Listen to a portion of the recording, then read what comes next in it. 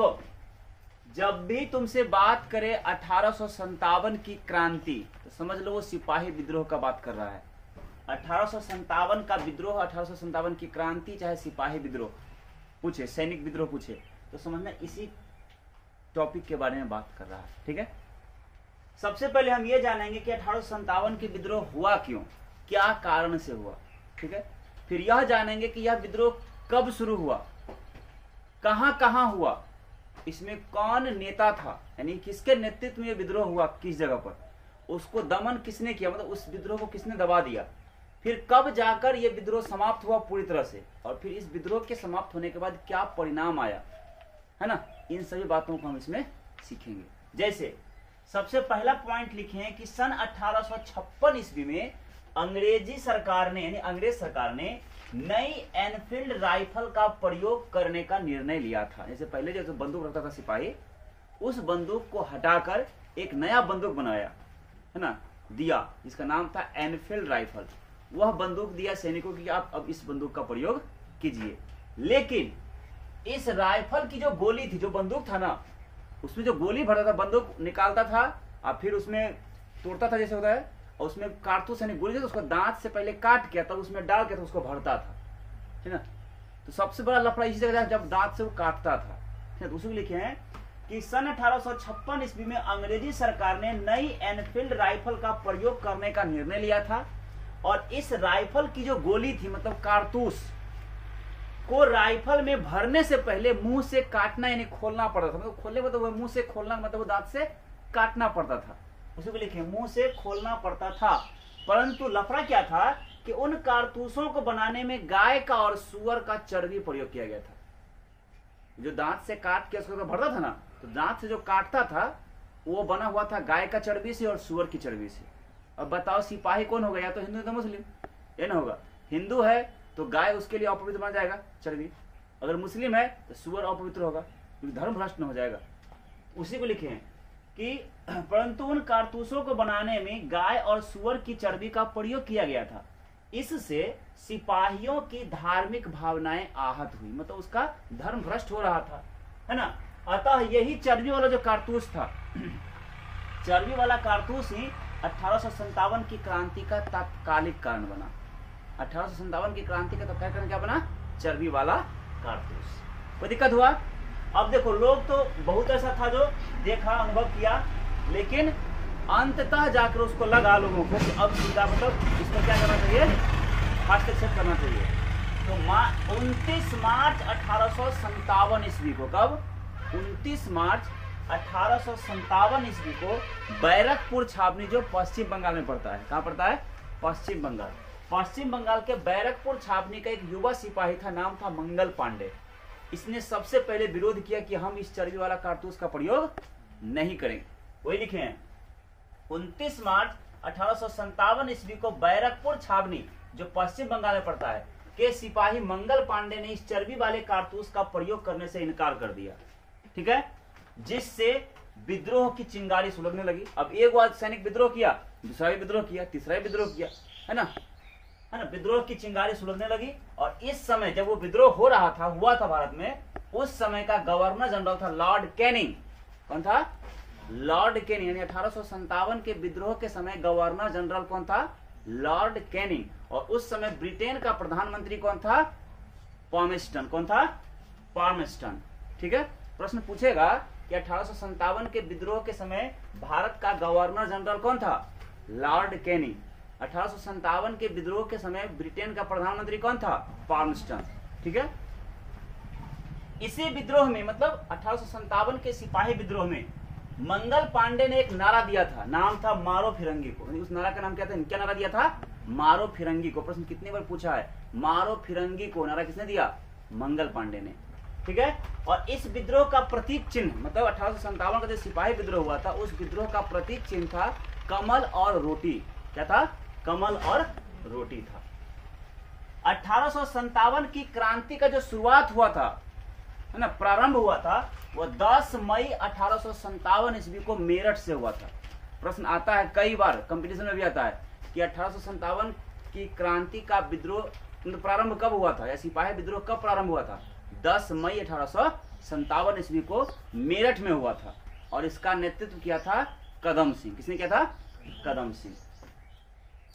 इस विद्रोह के समय मुगल शासक बहादुर शाह जफर थे।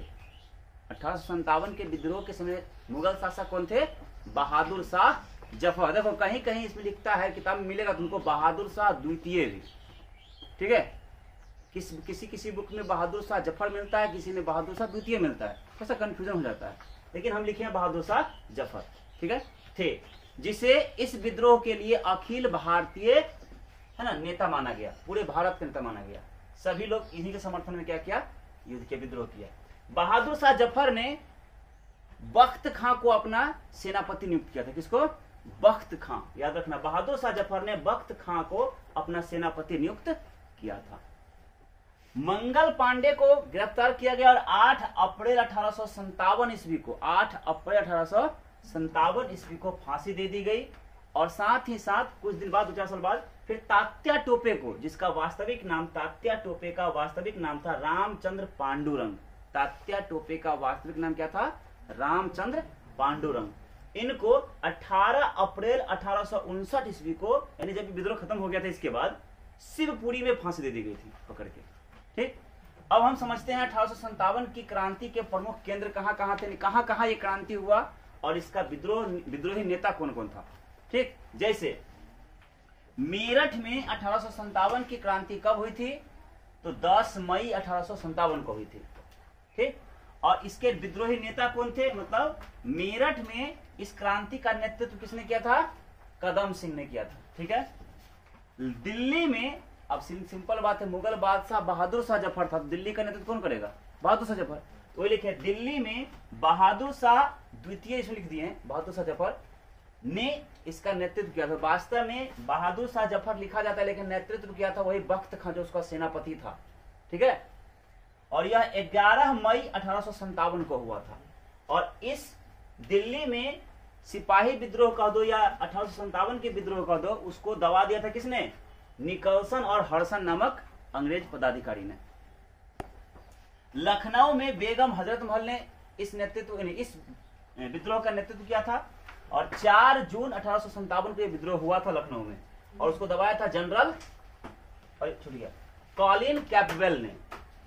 झांसी में रानी लक्ष्मीबाई ने नेतृत्व किया था, ग्वालियर में तात्या टोपे ने नेतृत्व किया था, और दोनों जगह 4 जून 1857 को ही विद्रोह हुआ था। और उस विद्रोह को दबा दिया था किसने? जनरल ह्यूरोज ने। और ये बात याद रखना, जनरल ह्यूरोज ही वह व्यक्ति था जो झांसी की रानी के मृत्यु के बाद बोला था कि पूरे भारत के विद्रोहियों में एक अकेला झांसी की रानी ही मर्द थी, बाकी कोई नहीं। ये ह्यूरोज का कथन है। पूछता है, कई बार कंपटीशन में पूछा है कि झांसी की रानी की मृत्यु के बाद किसने कहा था कि वह विद्रोही नेताओं में से अकेला मर्द थी? तो ह्यूरोज ने कहा था, है ना? किसने कहा था? ह्यूरोज, जनरल ह्यूरोज ने कहा था। उसमें लिखे भी हैं, इसमें तो मिलेगा आगे कहीं पे, है ना? मिलेगा तुमको, देखना। कानपुर में इस विद्रोह का नेतृत्व नाना साहब ने किया था, और नाना साहब का वास्तविक नाम क्या था? धुंधु पंत। क्या था? धुंधु पंत। कानपुर में 5 जून 1857 को यह विद्रोह हुआ था, और इस विद्रोह को दबाने में कॉलिन कैंपबेल का योगदान रहा।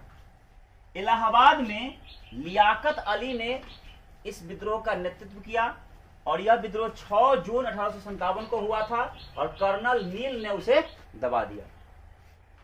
बिहार के आरा के जगदीशपुर, है ना, जगदीशपुर में 1857 की क्रांति का नेतृत्व वीर कुंवर सिंह ने किया, और उनके मरने के बाद उनका बेटा अमर सिंह ने किया।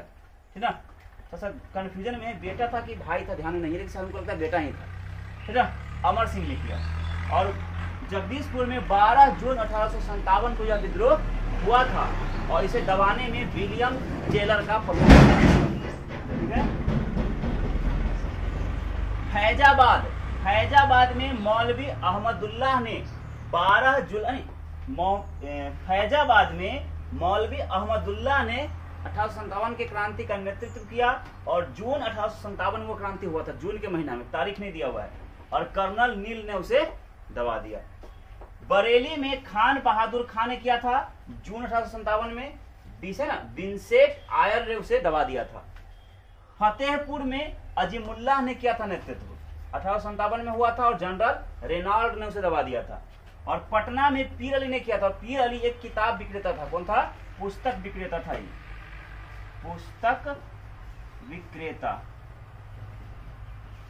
ठीक, पीर अली कौन था? पटना का एक किताब बेचने वाला था, पुस्तक विक्रेता था। तो पटना में 1857 की क्रांति का नेतृत्व किसने किया था?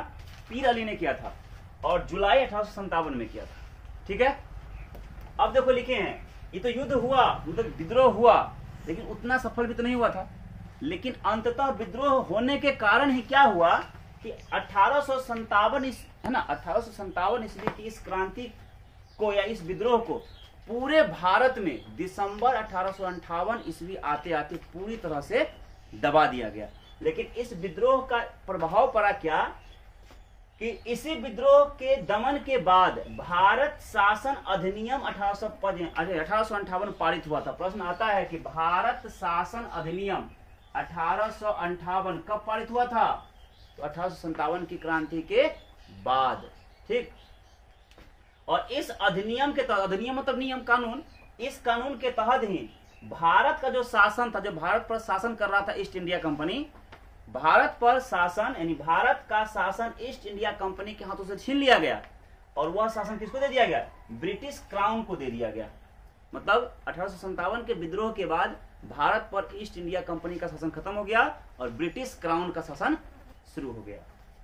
1 नवंबर 1858 ईस्वी को महारानी विक्टोरिया ने भारतीय प्रशासन को ब्रिटिश ताज के नियंत्रण में लाने की घोषणा कर दी कि अब वहां पर ईस्ट इंडिया कंपनी अपना शासन नहीं चलाएगा, वो ब्रिटिश ताज चलाएगा, नहीं ब्रिटिश प्रधानमंत्री से चलेगा, ब्रिटेन से चलेगा।